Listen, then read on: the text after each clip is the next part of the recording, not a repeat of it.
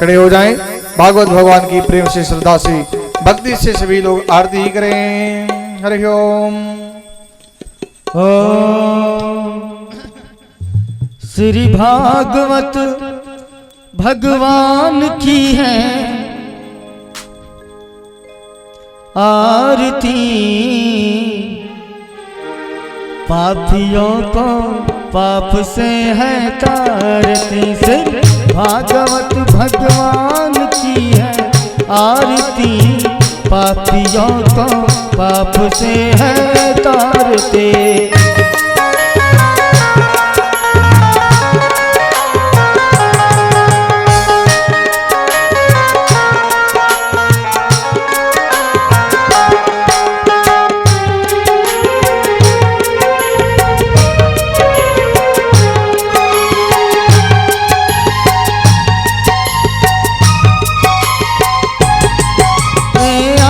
ग्रंथ जय मुक्ति फल पंचम वेद निराला, नव ज्योति जलावे वाला, नव ज्योति जला।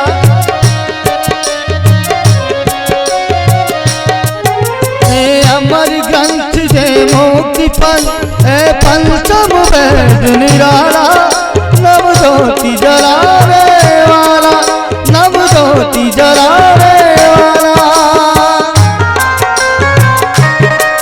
हरि राम जय हरि धाम जय, ओ हरि राम जय हरि धाम जय, प्रभु नाम जय प्रभु धाम जय। जग के मंगल की आरती, पापियों को पाप से है तारते। भागवत भगवान की है आरती, पापियों को पाप से है तारती।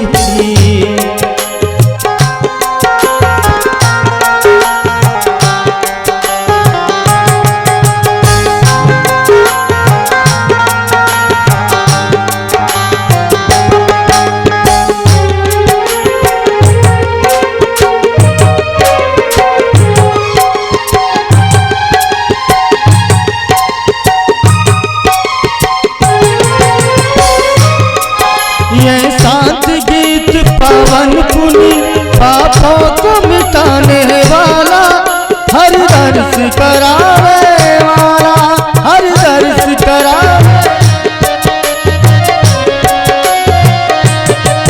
या शांत गीत पावन पुनि पापों को मिटाने वाला, हर दर्श करावे वाला, हर दर्श करावे।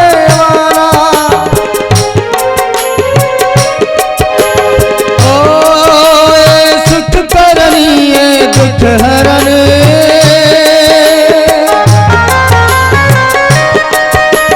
सुख हरणी दुख हरणी भव हरणी भवतरणी। श्री मधुसूदन की आरती, पापियों को पाप से है तारती। भागवत भगवान की है आरती, पापियों को पाप से है तारते।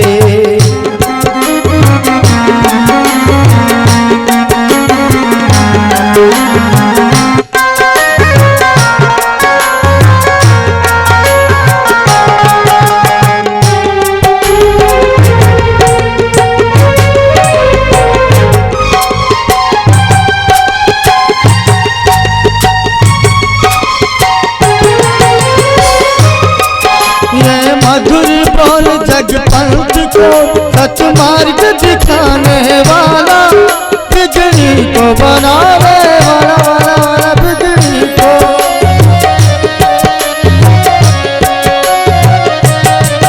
ये मधुर बोल जग पंथ को सच मार्ग दिखाने वाला, बिगड़ी को बनावे वाला, बिगड़ी को बनावे वाला। श्री राम जय मेरे श्याम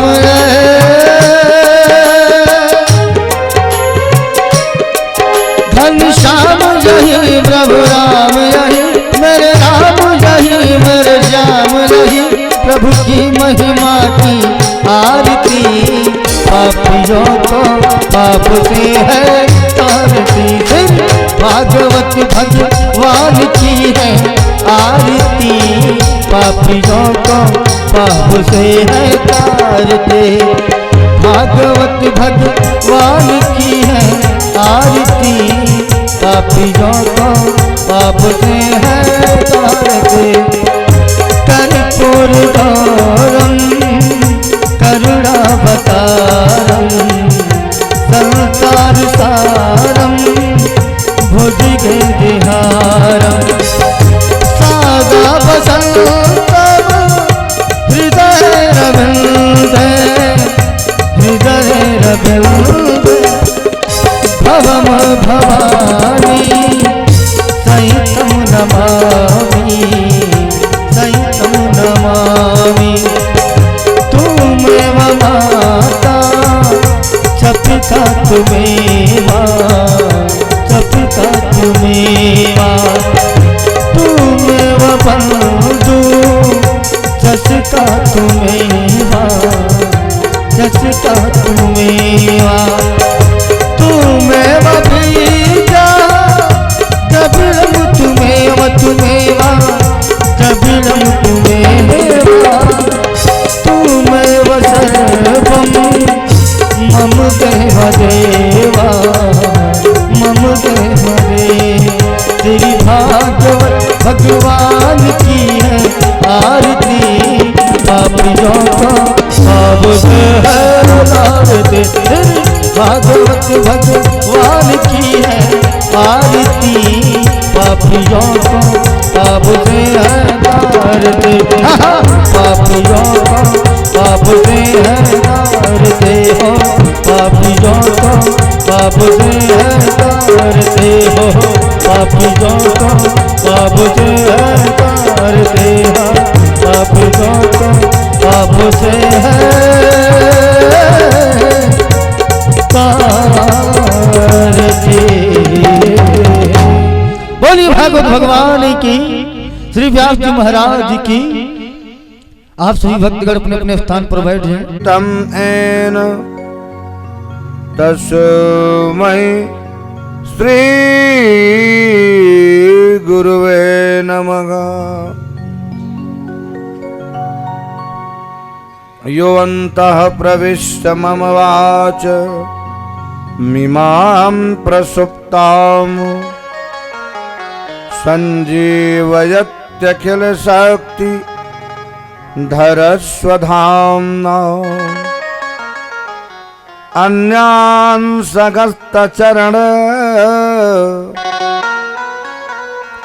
श्रवणात्वगादीन् प्राणान्नमो भगवते पुरुषाय तुभ्यम्। कृष्णाय वासुदेवाय हरये परमात्मने प्रणतः क्लेशनाशाय गोविन्दाय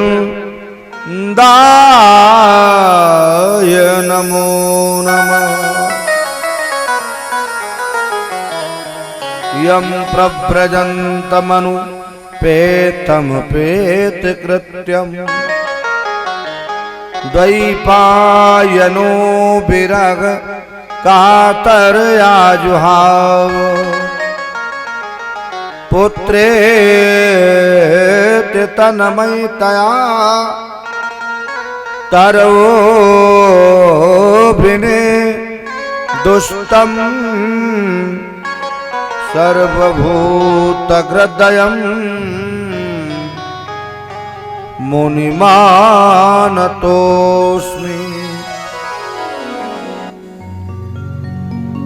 कृष्ण त्वदीय पद पंकज पंजरान्ते अद्यैव मे विशद मानस राजहंसग। प्राण प्रयाण समये कफवात पित्तई कंठावरोधन विधौ अस मरणम कुतस्ते राधा तू बड़भागिनी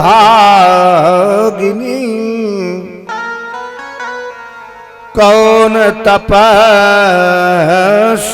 कीन तीन लोक तारण तरण जेते रे आदि जय जय जय राधा रमण जय जय नवल किशोर जय गोपी चित चोर प्रभु जय जय माखन चोर राम नाम कै लूट है लूट सको सो लूटी अंत समय पछतावहुगे प्राण जाए जब छोटे। बोलिए भक्त वत्सल भगवान की सत्य सनातन धर्म की जय हो, सच्चिदानंद भगवान की जय हो, भागवत भगवान की जय हो।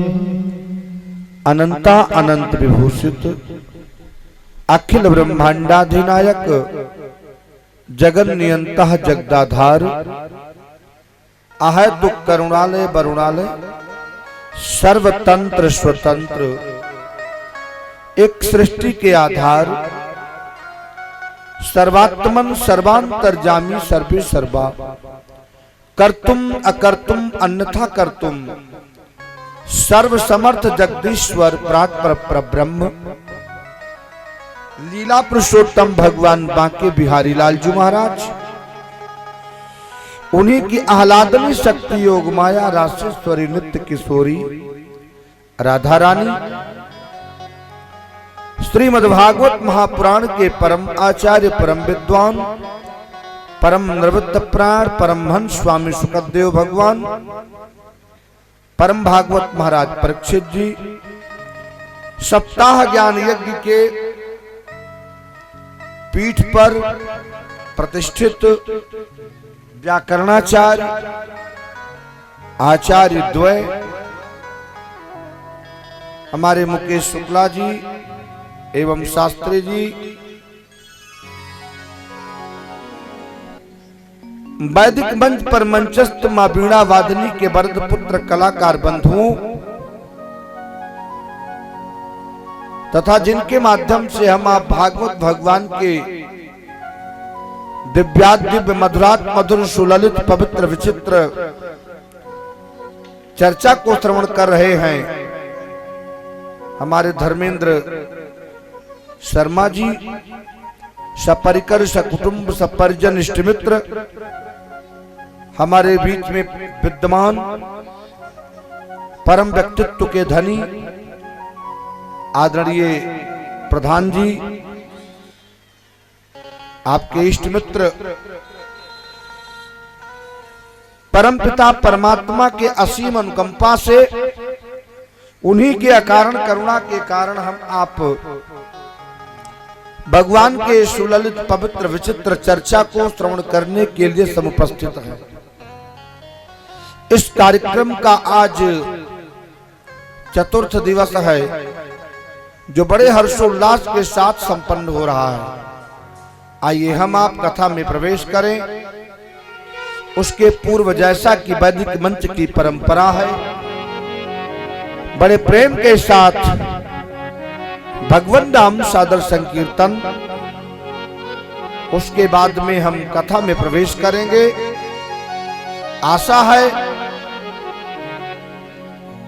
कि भगवान के इस दिव्य कथा को श्रवण करने के बाद शांति का अनुभव होगा। 2 बार भगवान नाम कीर्तन। हृदयारविंद, मुखारविंद, श्रवणारविंद, इन तीनों को पवित्र कर। बोलिए भक्त वत्सल भगवान की जय हो।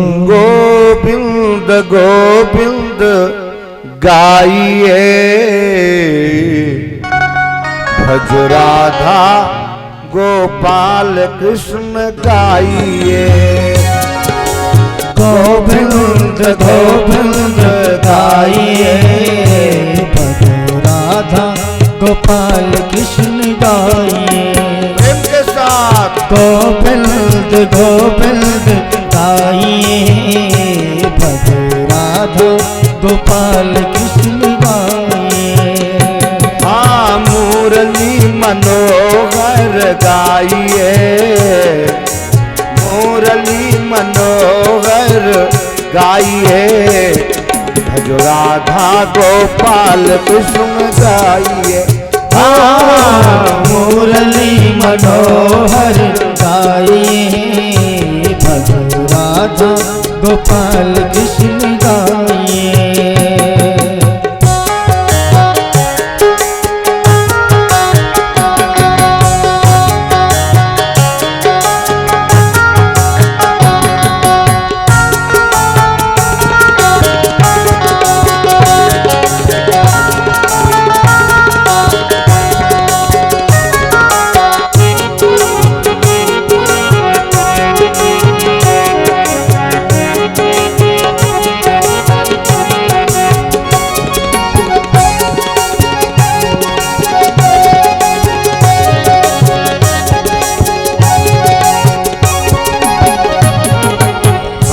अपन राम जी को, अपन श्याम जी को प्रेम से मनाइए।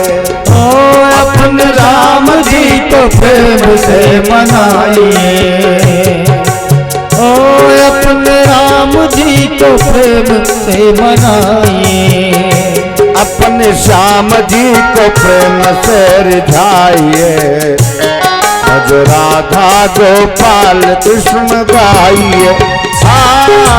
गोविंद गोविंद गाइए, भज राधा गोपाल कृष्ण गाइए।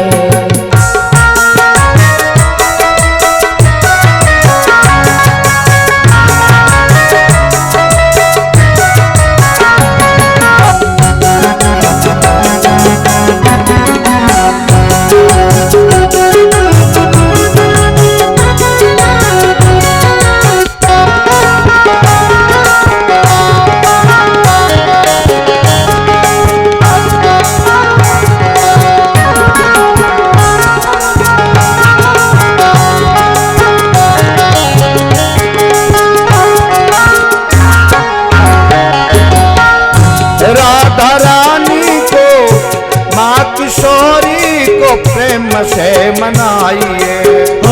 माँ किशोरी को प्रेम से मनाइए। राधा रानी को, माँ किशोरी को प्रेम से मनाइए।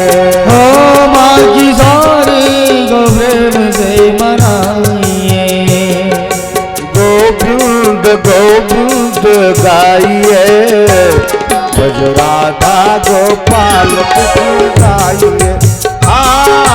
गोविंद गोविंद गाइए, भज राधा गोपाल कृष्ण गाइए।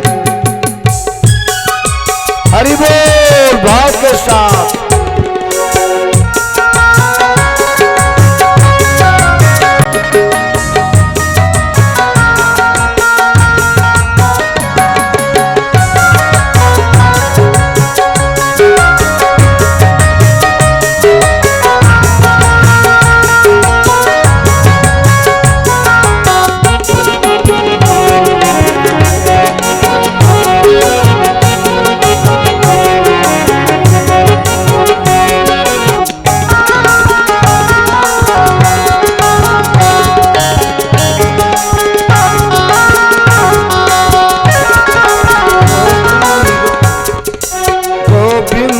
गोविंद गाइए, गोविंद गाइए, भज राधा गोपाल कृष्ण गाइए। गोविंद गोविंद गाइए, राधा गोपाल कृष्ण गाइए। मुरली मनोहर गाइए, मुरली मनोहर गाइए, राधा गोपाल कृष्ण गाइए। मुरली मनोहर गाइए, राधा गोपाल कृष्ण गाइए। गोविंद गोविंद गाइए,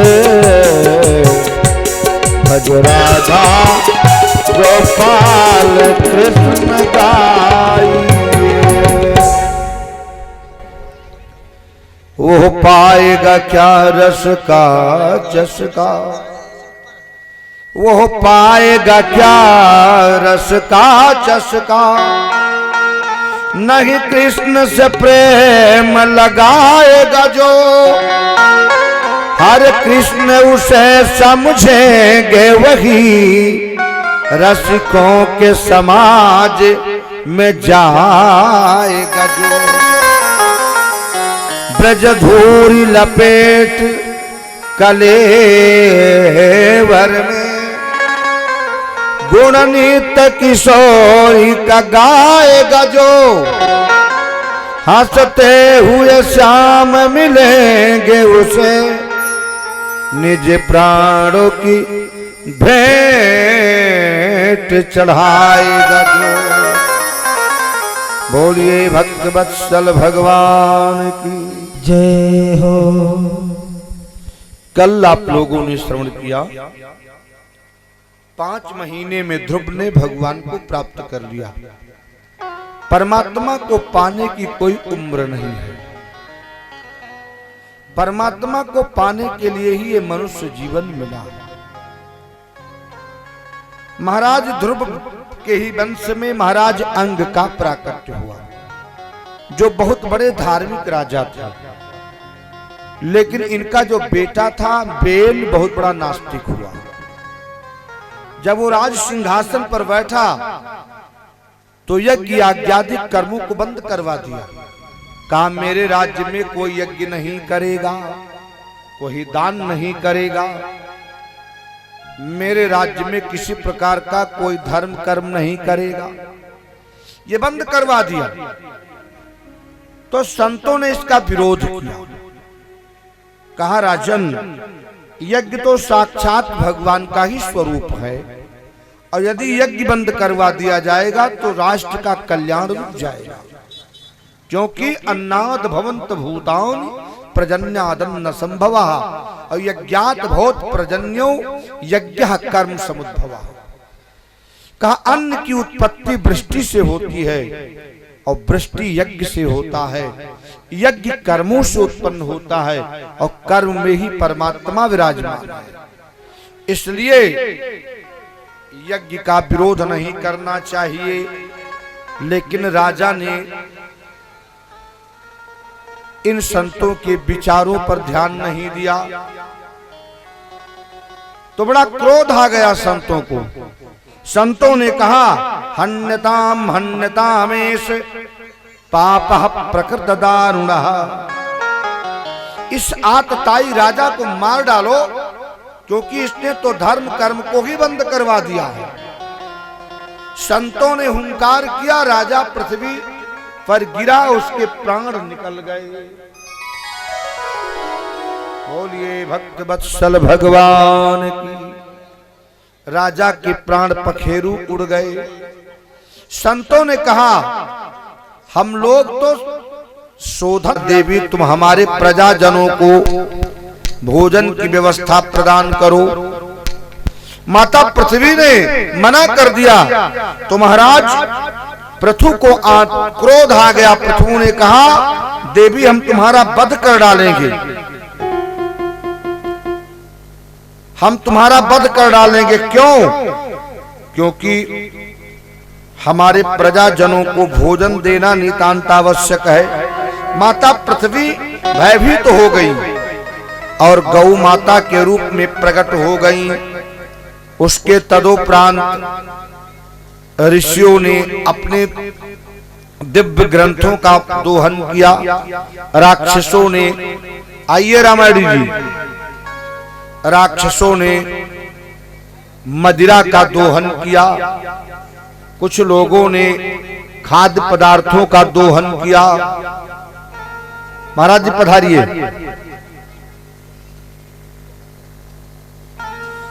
इस प्रकार समस्त तत्वों का दोहन गोमाता के माध्यम से कराया।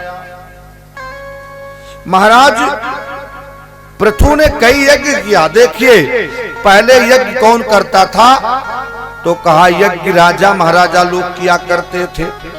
यज्ञ से प्रजा को सुंदर शिक्षा प्राप्त होती थी और ये राजा यज्ञ किया करते थे। और राजा कौन होता था, जो समाज का कुशल नेतृत्व करता था। तो यज्ञ प्रारंभ करवा दिया, सैकड़ों यज्ञ किया। देवराज इंद्र ने आकर के यज्ञ में बाधा डालने का प्रयास किया और जब बाधा डालने का प्रयास किया तो यज्ञ देवराज इंद्र पकड़ा गया। अंत में संतों के कहने से देवराज इंद्र को छोड़ दिया गया। यज्ञ नारायण भगवान प्रसन्न हो गए।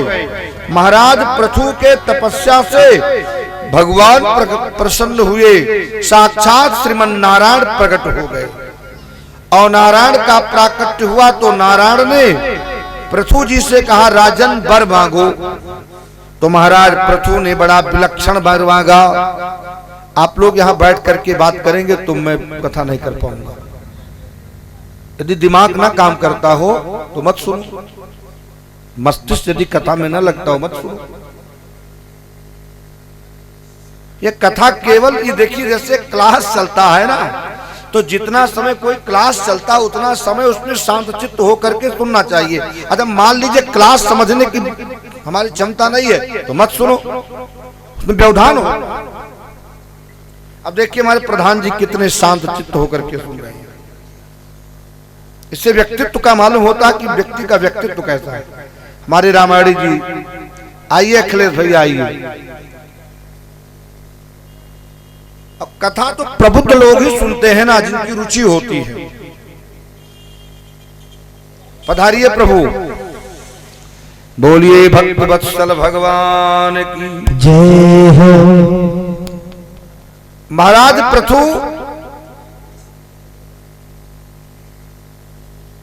पृथु ने क्या किया, महाराज पृथु से महाराज भगवान ने कहा वर मांगिए।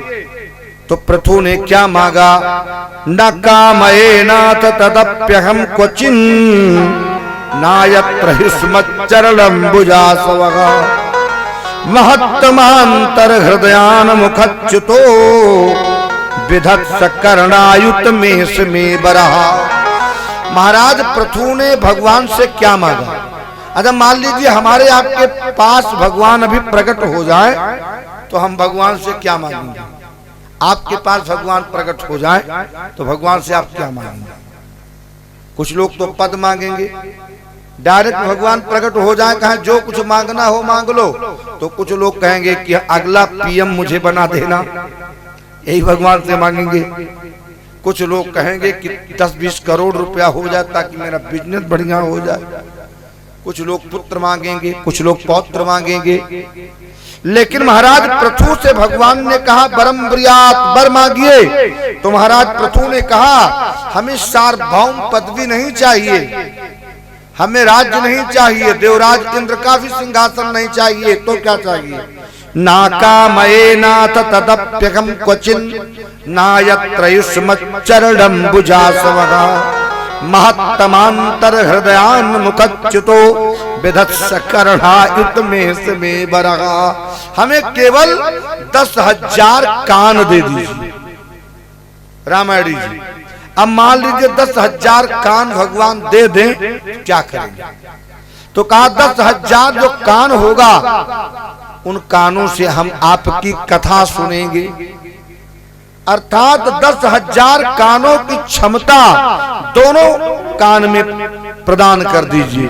और जहां आपके भक्तों के द्वारा दिव्य भगवान की कथा प्रवाहित हो, और वहां पहुंच करके मैं अपने कानों से निरंतर भगवान की कथा सुनता रहूं।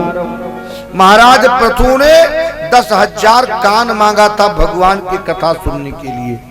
कथा का कितना बड़ा महत्व रहा होगा, भगवान ने दे दिया। इधर आगे की कथा आती है महाराज। इन्हीं के वंश में महाराज राजा प्राचीन बरही हुए। अच्छा, वो कर्मकांड करते थे, यज्ञ आज्ञादि कर्म करते थे। तो यज्ञ जब संपन्न होता था तो यज्ञ के अंत में किसी पशु की बलि दिया करते थे। तब के शास्त्रों में इसका कोई वर्णन नहीं है। अक्सर हम आप देखा करते हैं, आप लोगों ने भी देखा होगा, किसी का कोई काम यदि फंस जाता है तो कहीं जाता है किसी माँ के दरबार में या कहीं ऐसे स्थान पर, कहेगा हे मातेश्वरी मेरा ये काम पूर्ण हो जाए तो मैं आपके यहाँ किसी बकरे का बलि चढ़ाऊंगा। अब बताइए, किसी निरीह पशुओं को मार करके क्या मातेश्वरी को प्रसन्न किया जा सकता है? अच्छा, मान लीजिए मातेश्वरी को प्रसन्न करने के लिए शेर भी चढ़ाया जाता है, हाथी भी चढ़ाया जाता है। तो शेर मिट्टी का बनवा करके लोग चढ़ा देते हैं, हाथी मिट्टी का बनवा करके चढ़ा देते हैं। तो क्या बकरी मिट्टी का बकरा मैया नहीं स्वीकार करेंगे? क्यों? क्योंकि हम शेर को मार नहीं सकते, हाथी को मार नहीं सकते, उतनी क्षमता नहीं है। इसलिए एक निरीह प्राणी को, कमजोर प्राणी को मार करके हम मां को प्रसन्न कर लें, ये कैसा नियम है? ऐसा शास्त्रोक्त प्रमाण नहीं है। महाराज प्राचीन वर्ही का यही नियम था। जब यज्ञ संपन्न होता था तो यज्ञ के अंत में किसी न किसी जानवर की बलि दी जाती थी। तो देवर्षि नारद जी प्रकट हुए। नारद जी ने कहा, राजन ऊपर देखिए। त्रिकालदर्शी संत थे, तो ऊपर देखा तो क्या देखा? लाखों जीव महाराज प्राचीन बरही को देख रहे हैं। कितना जल्दी तुम आओ हमारे पास और मैं आपको नोच नोच करके खाऊं। देवर्षि नारद जी से महाराज प्राचीन बरही ने कहा कि आप ये जो दिखा रहे हैं, ये जो जानवर ऊपर से हमको देख रहे हैं, क्यों देख रहे हैं? तो कहा, इन जानवरों को तुमने बलि दिया है और ये आपके आने का इंतजार कर रहे हैं, आपको ये नोच करके खाएंगे। महाराज राजा प्राचीन बरही डर गए। फिर देवर्षि नारद जी ने उनको पुरंजनोपाख्यान के माध्यम से दिव्य उपदेश दिया। फिर उन्होंने ये प्रथा को बंद कराया। महाराज प्राचीन बरही के वंश में 10 प्रचेतागण हुए जो बहुत प्रताप प्रभावशाली राजा थे। वार्षिकी कन्या से इनका विवाह हुआ और दक्ष जैसे प्रतापी पुत्रों को इन्होंने जन्म दिया। और दक्ष भी अपने पुत्रों को उपदेश दे करके चले गए वन के तरफ भजन करने के लिए। और महाराज यहीं से भागवत का 4th स्कंद समाप्त हुआ। अब भागवत के 5वें स्कंद में महाराज प्रियव्रत की कथा आती है। सुनेंगे तो बड़ा आनंद आएगा। महाराज प्रियव्रत, महाराज मनु के पहले पुत्र का नाम था प्रियव्रत, दूसरे का नाम था उत्तानपाद। तो महाराज प्रियव्रत भजन में लगे थे, नारद जी के आश्रम में रह करके भजन कर रहे थे। उन्होंने संकल्प लिया था, ये जीवन प्रभु को पाने के लिए मिला है, मैं कभी भी इस जीवन से संसार का कार्य नहीं करूंगा, केवल भजन करूंगा। तब की कितने बड़े सम्राट के लड़के हैं, महाराज मनु के बराबर कोई सम्राट आज तक हुआ ही नहीं है। ब्रह्मांड के सबसे बड़े राजा हैं और उनके पुत्र हैं, और फिर भी कर क्या रहे हैं? बैठ करके सत्संग कर रहे हैं। वहां पर श्रीमन नारायण भी पहुंचे, ब्रह्मा जी भी पहुंचे। कहा, राजन यदि आपने ऐसा किया तो सृष्टि के क्रम को आगे कौन बढ़ाएगा? सृष्टि के क्रम को आगे बढ़ाने के लिए आपको विवाह करना पड़ेगा। और विवाह का मतलब होता है विशिष्ट विधान का पालन करना। और आजकल विवाह नहीं होता है, आजकल होता ब्याह। और जब ब्याह होता है तो दुनिया वाले आह आह आह पूरा जीवन परेशान रहते हैं। क्या होता है? ब्याह। विवाह का मतलब होता है विशिष्ट विधान का पालन करना। तो देखिए भाई, आज नौशहरा के सज्जनों की भीड़ लग रही है। बोलिए भक्त वत्सल भगवान की जय। अभी कुछ महीने पूर्व हमारे अखिलेश भैया, अखिलेश तिवारी जी के यहाँ भागवत का भव्य कार्यक्रम किया गया था। और उन्हीं का भैया के यहाँ से ही हमारे धर्मेंद्र भैया जी निमंत्रण में बुलाए और यहाँ भी कार्यक्रम चल रहा है। और यहाँ आने से आप लोगों का सानिध्य प्राप्त हुआ। तो महाराज प्रियव्रत ने क्या किया? प्रियव्रत जी विवाह करते हैं। किसके साथ विवाह करते हैं? इनका विवाह विश्वकर्मा की पुत्री बरहिष्मती से हुआ। ये विश्वकर्मा कौन है? विश्वकर्मा देव शिल्पी है। देवताओं के शिल्प का काम विश्वकर्मा लोग करते हैं। तो विश्वकर्मा की पुत्री बरहिष्मती के साथ महाराज प्रियव्रत का विवाह हुआ। कितने पुत्र पैदा हुए? कहा 10 पुत्र पैदा हुए। आज हम लोग कहते हैं छोटा परिवार सुखी परिवार। देखिए, पुत्र 2 हो, 4 हो, 5 हो, कितने भी हो, लेकिन उनको उचित शिक्षा देनी चाहिए। और यदि हम उनको उचित शिक्षा नहीं दे पा रहे हैं, संस्कार नहीं दे पा रहे हैं, तो बहुत पुत्र हो क्या मतलब है? पुत्र हो गए 5, कोई सिगरेट पी रहा है, कोई शराब पी करके घूम रहा है, तो कोई रोड पर घूम रहा है, कोई सिटियाबाजी कर रहा है, कोई लीड लगाकर पूरा दिन मटर गश्ती कर रहा है। ऐसे पुत्रों का क्या मतलब है?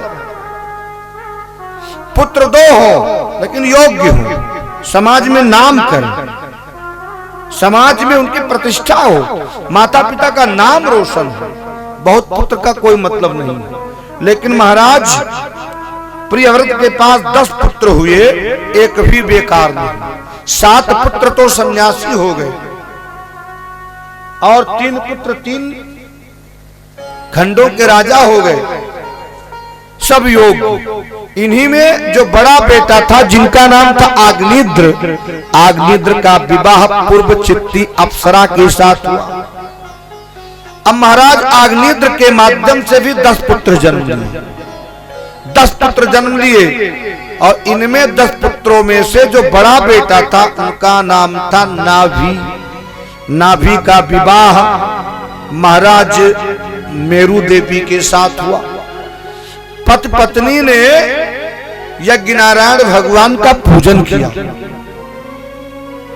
और यज्ञ नारायण भगवान का पूजन किया तो यज्ञ नारायण भगवान प्रकट हुए। जैसे धर्मेंद्र भैया पूजन कर रहे हैं, तो यज्ञ नारायण भगवान प्रकट हुए। कहा परम प्रियात वर मांगिए। तो क्या मांगा? हे भगवान, आपके समान में पुत्र चाहता हूं। यज्ञ में जब भगवान प्रकट हुए तो इन्होंने क्या वर मांगा कि प्रभु ऐसा वरदान दीजिए कि आपके ही जैसा बेटा मुझको प्राप्त हो जाए।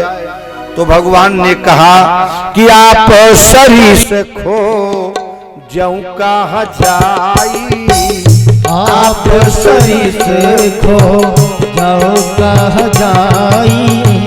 इंद्र प्रताप तनाई होपमई आई, इंद्र प्रताप तनाई होपमई आई। आप सरीस खो जऊ कहाँ जाई, आप सरीस खो जऊ कहाँ जाई। इंद्र प्रताप तनाई होपमई आई, इंद्र प्रताप तनाई होपमई आई। कहा मैं अपने समान किसको खोजने जाऊं? मेरे समान तो कोई है ही नहीं। राजन मैं ही आपके यहाँ पुत्र बन करके आऊंगा। कालांतर में भगवान श्रीमन नारायण ही नाभि के यहाँ पुत्र के रूप में प्रकट हुए। इनका क्या नाम हुआ? इनका नाम ऋषभ हुआ। ये जो जैन धर्म का प्रचार है, जैनी लोग अपने धर्म का पालन करते हैं, ये ऋषभ भगवान के माध्यम से जैन धर्म का प्राकट्य हुआ है। ऋषभ भगवान का इतना बड़ा प्रभाव था कि देवराज इंद्र लज्जित हो गए, इनको ईर्ष्या होने लगी। इन्होंने एक बार तो वर्षा बंद करवा दिया, और जब वर्षा बंद हो गई तो इनको क्रोध आ गया। तो ऋषभ भगवान ने सृष्टि के क्रम को बदल दिया, फिर अपने माध्यम से वर्षा करवाया। अब देवराज इंद्र लज्जित हो गए, ऋषभ भगवान के चरणों में प्रणाम किया, और उनके पास एक पुत्री थी जिसका नाम था जयंती। देवराज इंद्र ने अपनी पुत्री जयंती का विवाह ऋषभ देव के साथ कर दिया। कितने पुत्र पैदा हुए? 100 पुत्र। सचिन तेंदुलकर के तरह सीधा शतक लगा दिया, शतक लगा दिया। 100 पुत्र जन्म लिए, लेकिन एक भी बेकार नहीं, सब कर्मकांडी। 81 पुत्र ऐसे थे जो कर्मकांडी हुए, जो संसार में यत्र तत्र घूम करके धर्म का प्रचार करने लगे। और उनमें से 9 पुत्र जो थे वो 9 खंडों के राजा हुए। मालकेतु खंड, विदर्भ खंड, कुशावर्त खंड, मलय केतु खंड, ये सब 9 खंड है। अजनाब खंड, अजनाब खंड में ही हमारा भारतवर्ष है। 9 खंडों के राजा हुए। और जो 9 पुत्र थे उनका नाम था 9 योगेश्वर, कवि, हरि, पिपलायन, अंतरिक्ष, करभाजन, द्रुमिल, चमस, आविर्होत्र। ये सब महाराज ऋषभ के 9 पुत्र आखिरी के थे जो 9 योगेश्वर अद्वितीय महापुरुष की श्रेणी को प्राप्त किया। अगर इन्हीं पुत्रों में से जो सबसे बड़ा बेटा था, जिनका नाम था भरत, भरत को राज्य दे दिया। पूरे विश्व के सम्राट हुए भरत। भरत के ही नाम से हमारे देश का नाम भारतवर्ष पड़ गया। भारत का मतलब क्या होता? भा मतलब ज्ञान, रत मतलब लगे रहना। जो ज्ञान में निरंतर लगा रहे वो भारत का प्राणी है।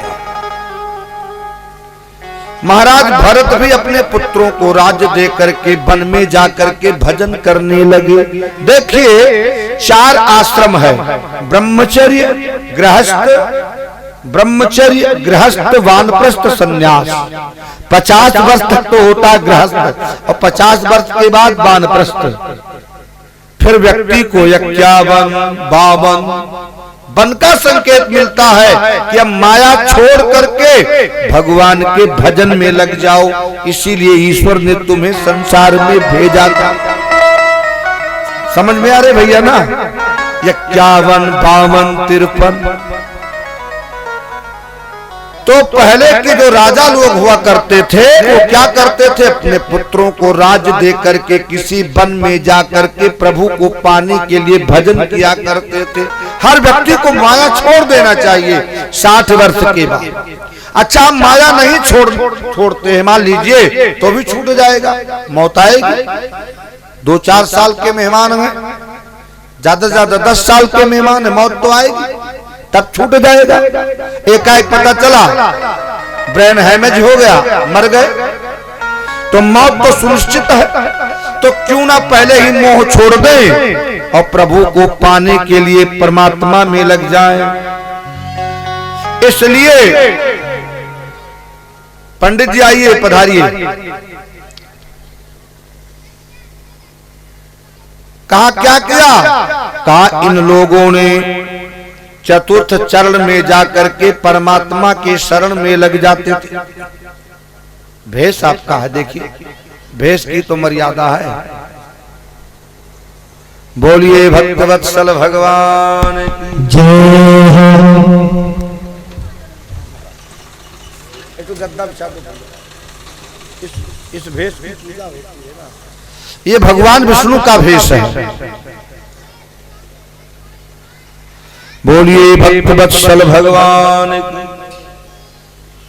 तो 81 पुत्र जो थे ये कर्मकांडी ब्राह्मण हुए, 9 पुत्र 9 खंडों के राजा हुए, 9 पुत्र 9 योगेश्वर हुए। इनमें से बड़े पुत्र महाराज भरत को राज्य देकर के ऋषभ भगवान के प्रेम भजन में लग गए। महाराज भरत ने भी अपने पुत्रों को राज्य दे करके और चतुर्थ चरण में भजन करने के लिए चले गए। कहाँ गए? कहा पुनः आश्रम में, और गंडकी नदी के किनारे रह करके भजन करने लगे। एक दिन भगवान सूर्य को अर्घ दे रहे थे तो क्या देखा? एक गर्भवती हिरणी के पीछे एक शेर दहाड़ता हुआ आ रहा है। अब वो हिरणी अपने प्राणों को बचाने के लिए भग रही है। अब बेचारी भगकर जाती तो कहां जाती? उसी नदी में छलांग लगा दिया। उसके पेट में जो बालक था वो उसी नदी में जन्म ले लिया, हिरण शावक। महाराज ने विचार किया यदि मैंने कोई प्रयत्न नहीं किया तो डूबकर ये मर जाएगा। महाराज भरत ने उस हिरण के बच्चे को बचाया और ला करके अपने आश्रम में रख लिया। देखिए, प्राणी मात्र के प्रति दया करना हमारा उत्तरदायित्व बनता है, लेकिन दया कहीं मोह में न परिवर्तित हो जाए, ये हमें विचार करना चाहिए, सावधान रहना चाहिए। क्योंकि मोह जो है ये व्याधि है, समस्त दुखों का जड़ है। मोह सकल व्याधिन कर मूला, मोह सकल व्याधिन कर मूला। तिन ते पुनि उपजै बहुसूला, तिन ते पुनि उपजै बहुसूला। मोह सकल व्याधिन कर मूला, मोह सकल व्याधिन कर मूला। तिन ते पुनि उपजै बहुसूला, तिन ते पुनि उपजै बहुसूला। समस्त व्याधियों का जड़ है, जो दुख को उत्पन्न करने वाला है। मोह ग्रसित हो गए, 1 लाख राम नाम जपते थे 50,000 हो गया। हिरण के प्रेम में 25,000 हो गया, 10,000 हो गया, 5 हो गया। धीरे धीरे भजन शून्य हो गया। पूरा समय हिरण के प्रेम में लगे रहते। अच्छा देखिए, एक दिन हिरण अपने सजातियों के साथ चला गया। अब ये हिरण के प्रेम में मर गए तो मरने के बाद हिरण हो गए। मरते समय जहां हमारा मन जाएगा वही हमको योन मिल जाएगी। अंते यामति सागति यम यम वाप्य स्मरन भावम त्यजत्यन्ते कलेवरम तम तमे वैत कौन्तेय तदा तद्भाव। भगवान कृष्ण कहते हैं जो व्यक्ति जिस भाव से निरंतर प्रभावित रहता है, मरने के बाद उसको वही शरीर मिल जाता है। इसलिए भगवान ने सतर्क किया है, तस्मात् सर्वेश कालेश माम स्मरयुद्धचा। हे अर्जुन, इसलिए तू हर काल में मेरा स्मरण कर और युद्ध कर। युद्ध करने का मतलब क्या हुआ? परिवार का पालन भी करता रहा और मेरा स्मरण भी करता रहा, ताकि मरते समय परमात्मा की याद आए।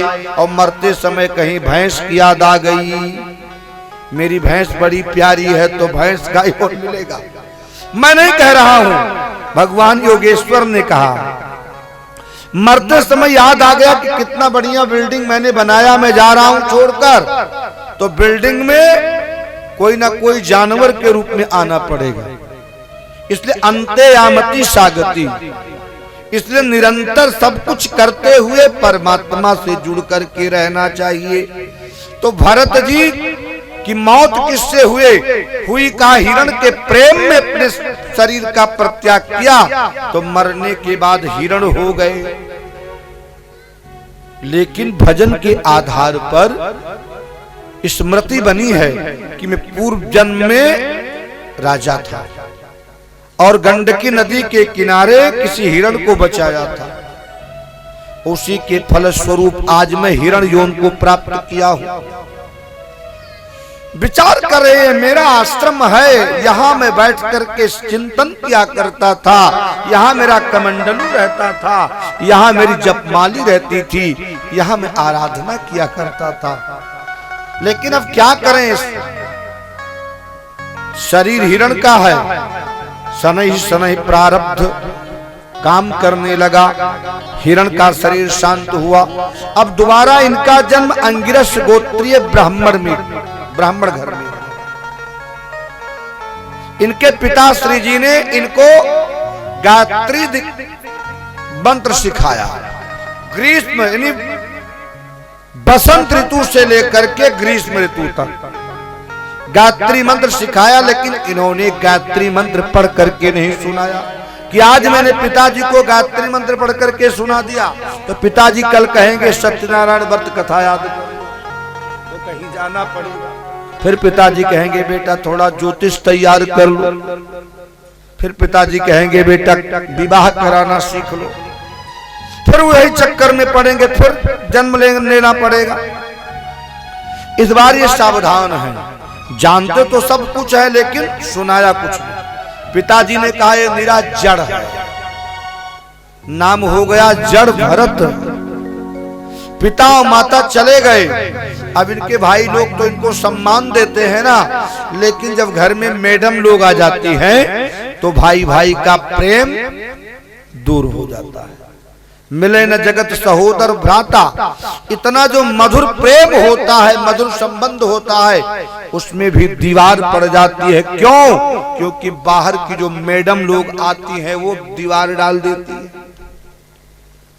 स्थिति क्या बनती है, भाई लोग तो चाहते हैं लेकिन इनकी भाभी लोग क्या करती हैं, अपने पतियों का जितना जूठा कूठा होता है उठाकर इनको दे देती हैं।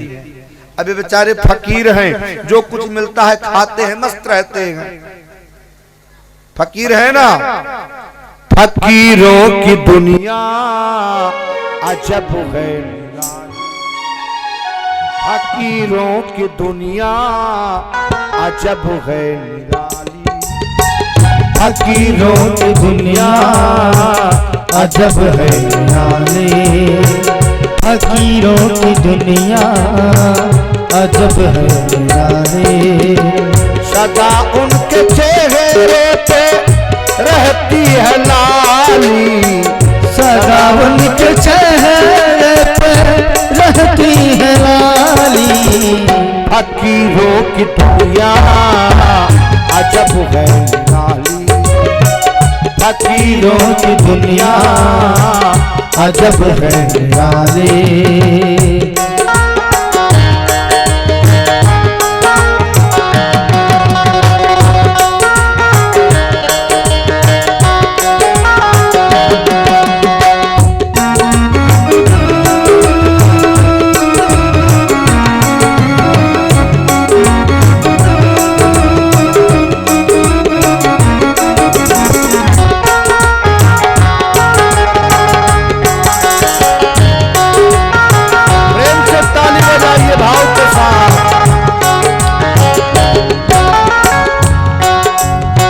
सदा मस्त रहेगा उनकी रजा में, सदा मस्त रहेगा उनकी रजा में, सदा मस्त रहेगा उनकी रजा में, सदा मस्त रहेगा उनकी रजा में।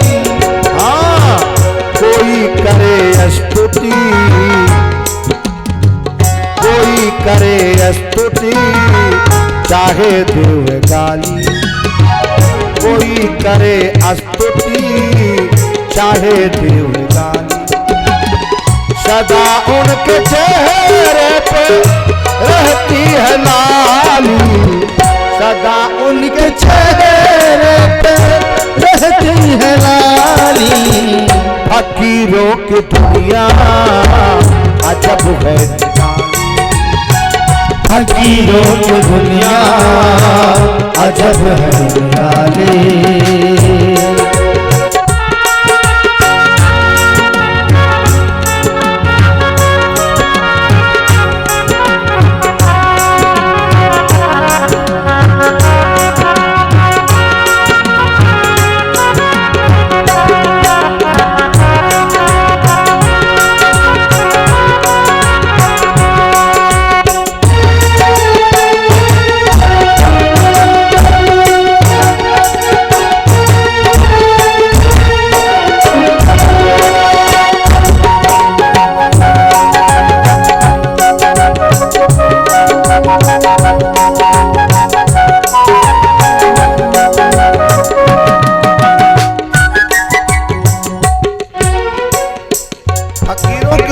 अजब अपने में मस्त है, निजानंद मस्ती में मैं झूमता हूँ, कहाँ कौन कैसा न मैं पूछता हूँ।